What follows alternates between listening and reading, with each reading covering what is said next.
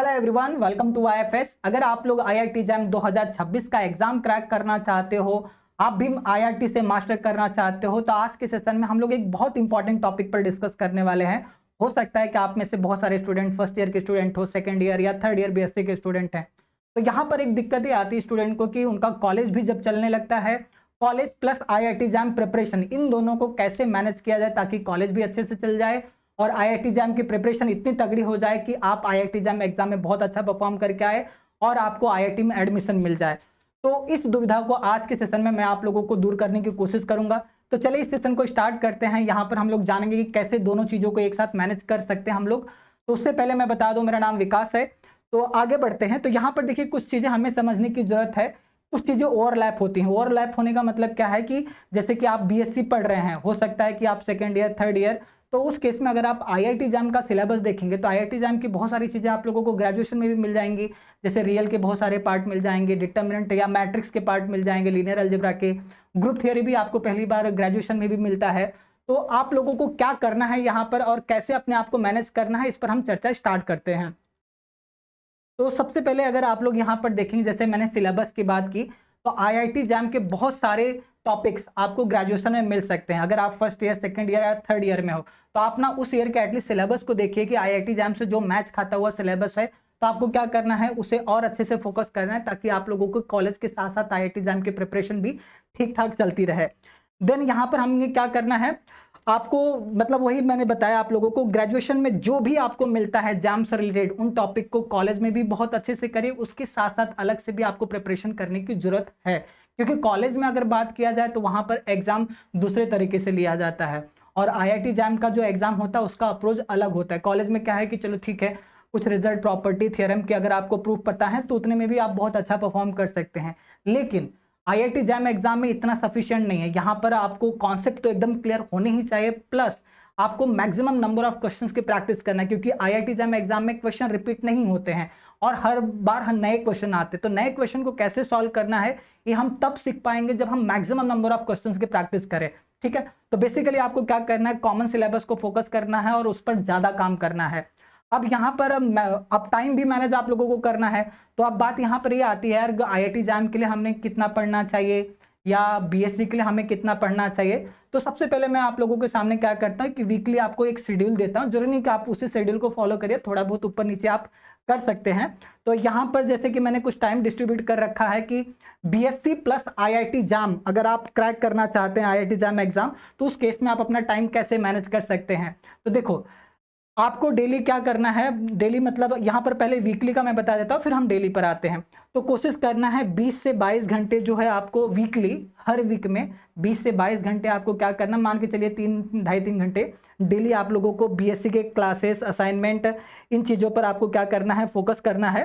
Then बात करते हैं जैम प्रिपरेशन के लिए। तो जैम प्रिपरेशन के लिए जैसे कि आप, मेरा सजेशन तो यही होगा कि अगर आप कोचिंग करते हैं तो ज़्यादा बढ़िया होगा। सेल्फ प्रिपरेशन से भी किया जा सकता है, बट उसमें थोड़ा सा टाइम लगता है क्योंकि आपको चीज़ें यहाँ वहाँ से कलेक्ट करनी पड़ेगी। एग्जाम के रिक्वायरमेंट के अकॉर्डिंग आपको सारी चीज़ें एक जगह नहीं मिलेगा।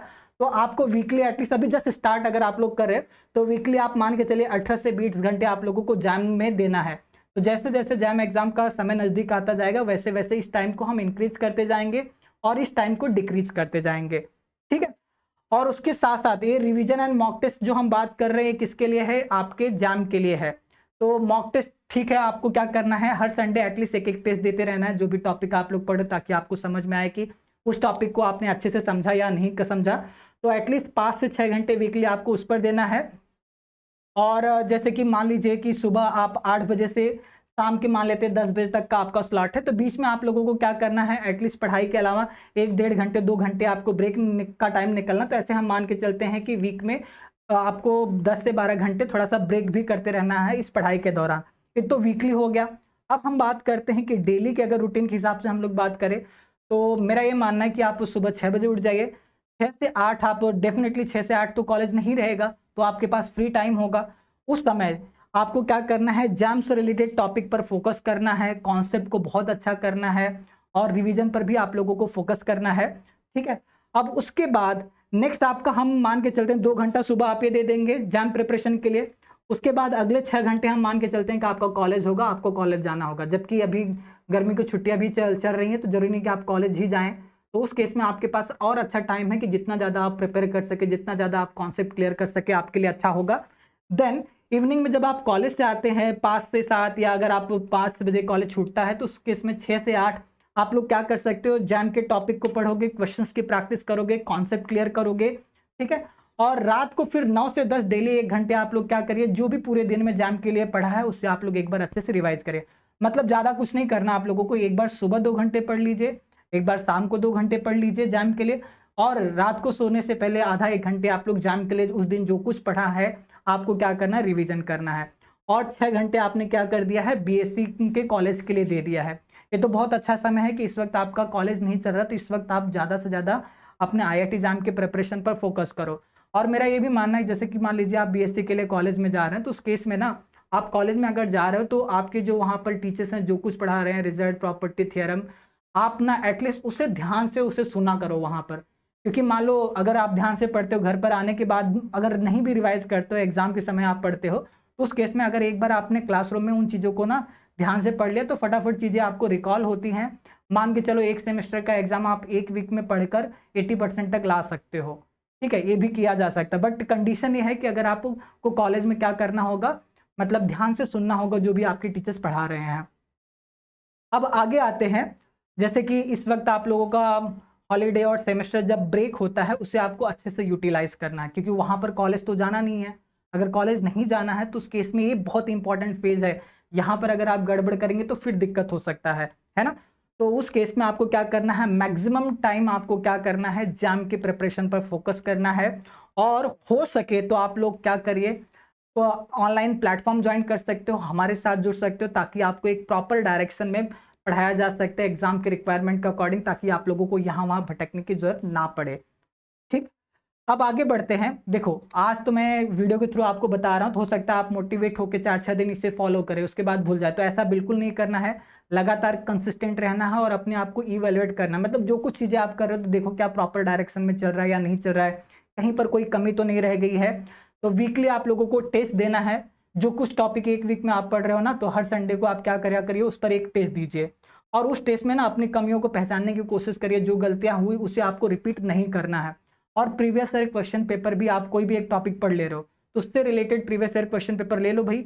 पिछले मान लो 2005 से जैम का एग्जाम हो रहा है 25 तक, मतलब 21 साल के आपके पास पेपर होंगे। अगर नहीं है तो आईएफएस की वेबसाइट पर या ऐप डाउनलोड करके सारे पेपर आप डाउनलोड कर सकते हो, वहां से सॉल्व कर सकते हो। तो आप क्या कर सकते हैं, जो भी मान लीजिए लीनियर अलजेब्रा में आपने पढ़ लिया सिस्टम ऑफ लीनियर इक्वेशन, तो सिस्टम ऑफ लीनियर इक्वेशन में पिछले 20-21 साल में जितने क्वेश्चन पूछे गए एक बार सॉल्व करके देखो क्या आपसे क्वेश्चन सॉल्व हो रहे हैं। अगर सॉल्व हो रहे हैं तो इसका मतलब आपका प्रिपरेशन ठीक ठाक चल रहा है। अगर नहीं सॉल्व हो रहे हैं इसका मतलब है कि आपके कॉन्सेप्ट नहीं क्लियर हैं, तो इसे भी आपको फोकस करना है। और वही है कि चाहे आप पीवाईक्यू सॉल्व कर रहे हैं, प्रीवियस ईयर क्वेश्चन पेपर, या वीकली टेस्ट दे रहे हैं, तो वहां पर अपनी कमियों को पहचानिए, उन कमियों पर काम करिए, ताकि फ्यूचर में वो गलतियां आप लोग रिपीट ना करें, ठीक है। अब आगे बढ़ते हैं, कुछ और टिप्स आप लोगों को दे देता हूं। आई थिंक कॉलेज और आईआईटी एग्जाम कैसे मैनेज करना आप लोग समझ गए होंगे। बेसिकली आप दोपहर के या दिन के 6-7 घंटे आप कॉलेज के लिए निकाल दीजिए, बाकी डेली 4 से 5 घंटे आप आईआईटी एग्जाम के प्रिपरेशन के लिए दीजिए। अगर ये चीज़ें आप 10 महीने लगातार करते हैं तो डेफिनेटली आईआईटी एग्जाम में आप बहुत अच्छा परफॉर्म करेंगे और अच्छी आईआईटी में आपका एडमिशन होगा, ठीक है। और कुछ इंपॉर्टेंट बातें जो आप लोगों को ध्यान में रखनी है, अगर आपको लगता है कि नोट्स बनाना है, कुछ कॉमन चीज़ें वाली हैं, तो डेफिनेटली उसे कर सकते हो। और मेंटल हेल्थ का भी थोड़ा ध्यान रखिए, मतलब खाना पीना प्रॉपर खाइए, रेस्ट करिए, ताकि दिमाग आपका बहुत अच्छे से चले, ठीक है। और फाइनल एम आपका आईआईटी होना चाहिए, आईआईटी एग्जाम का एग्जाम होना चाहिए। और इस बार आप लोगों को ठान लेना है कि भाई इस बार 2026 के एग्जाम को मैं क्रैक करके ही रहूंगा, ठीक है। मतलब सब कुछ किया जा सकता है, बस हम लोग एक बहाना ढूंढते हैं यार बीएससी का कॉलेज चल रहा है, नहीं तो मैं आईआईटी एग्जाम का प्रिपरेशन बहुत अच्छा कर लेता। नहीं, उस कॉलेज के दौरान भी किया जा सकता है अगर आप प्रॉपर प्लानिंग के साथ करें। तो आई होप ये सारी चीज़ें आप लोगों को समझ में आ गई होंगी। अब यहाँ पर एक और, यहाँ है हमारे टॉपर 2025 के। हो सकता है कि अगर आप लोग अपनी प्रिपरेशन बहुत अच्छे से करते हैं तो अगले साल आप भी इनमें से एक टॉपर होंगे, ठीक है। अब और एक इंपॉर्टेंट चीज़ बताना चाहता हूं कि ऐसे स्टूडेंट जिन्हें लगता है कि आईआईटी एग्जाम 2026 का एग्जाम क्रैक करना है, कोई भी रिस्क नहीं लेना है, तो उस केस में आप लोग हमारी मदद ले सकते हैं। हमारे साथ हमारे इमोशन बैच में जुड़ सकते हैं, जो कि 21 अप्रैल यानी इस मंडे से स्टार्ट हो रहा है। अगर आप लोग इस बैच को आज ही ज्वाइन करेंगे तो उस केस में आपको 70% ऑफ मिलेगा, बट उसके लिए एक प्रोमो कोड यूज करना है विकास। तो ये हमारी वेबसाइट जो कि है www.ifsonline.com, या तो आप प्ले स्टोर से IFS का ऐप डाउनलोड करके वहाँ से भी ले सकते हैं। और उसके साथ साथ हमने IIT एग्जाम प्रिपरेशन के लिए बहुत सारे फ्री कंटेंट हमारे ऐप में दे रखे हैं, जिसके लिए आपको कुछ भी नहीं पे करना है। क्या क्या मिलेगा आपको एक बार जस्ट मैं बता देता हूँ। जैसे कि रिकॉर्डेड लेक्चर मिल जाएंगे, रैंकर की स्ट्रेटजी, मतलब जिन्होंने IIT एग्जाम क्रैक किया है, फिलहाल IIT से MSc कर रहे हैं, उनकी क्या स्ट्रेटजी रही है उस एग्जाम को क्रैक करने के लिए, उस पर आपको वीडियो मिलेंगे। प्रैक्टिस के लिए क्वेश्चन मिल जाएंगे, मतलब मान के चलिए 100 से ज़्यादा फ्री टेस्ट हमने हमारे ऐप में दे रखा है प्रैक्टिस के लिए आप लोगों के लिए। 2005 से लेकर 2025 तक के, मतलब पिछले 21 साल के सारे previous year question paper IFS के ऐप में अवेलेबल हैं, आप लोग डाउनलोड कर सकते हो। Paper analysis, cut off, number of student, मतलब एग्जाम से रिलेटेड छोटी से बड़ी कोई भी जानकारी अगर आपको चाहिए, ये IFS के ऐप में बिल्कुल फ्री है।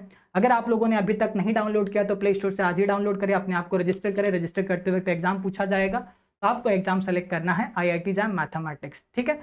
तो चलिए आज के सेशन में हम लोग यहीं पे रुकते हैं। उम्मीद करता हूँ सेशन आपको अच्छा लगा होगा। अगर अच्छा लगा हो तो लाइक करिएगा, चैनल पे नए हैं तो चैनल को सब्सक्राइब कर लीजिएगा। So thank you so much, bye bye.